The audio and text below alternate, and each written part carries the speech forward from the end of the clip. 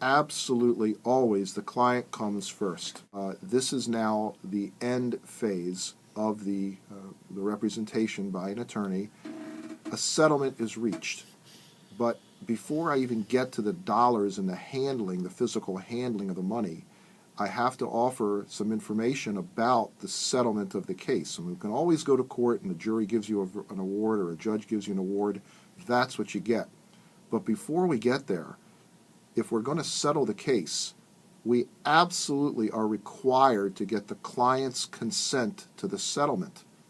And I have, unfortunately, over the years, had some clients come in and say they want to fire their first lawyer or they want me to sue their first lawyer because the lawyer accepted a settlement without their permission. And what can I, if anything, do about it? Well, in my office, what I do, I have a letter that I actually send to the client in advance of any discussion of settlement with the insurance company, and I tell the client, look, Mr. and Miss Client, I think your case is worth X dollars. Let me just put a number on that for purposes of our discussion here this morning. Let's say I think their case is worth $10,000. In my letter, I tell them that in order to get the $10,000, I'm going to tell the insurance company I want $21,000 or $22,000 or $23,000, and that leaves room for me to negotiate. Then I send that letter to the client, and I actually spell out in that letter that if we get that $10,000, this is what's going to happen.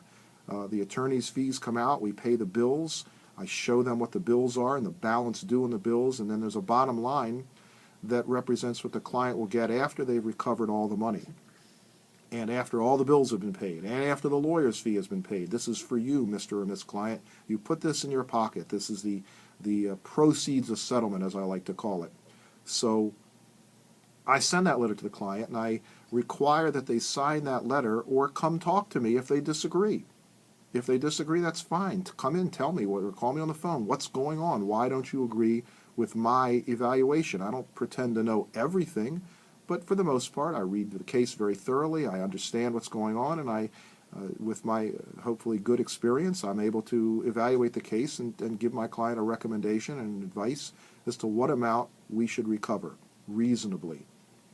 So if a client objects, they call me. They come in, they say, hey, look, this is that, this is this, and they give me some information, and sometimes I change my evaluation. But before I go to the insurance company, I get their signature. So now I send that letter to the insurance company for $23,000, and I tell them, that I want to negotiate with them. I'm not absolutely stuck on 23, and they make an offer, and we go back and forth.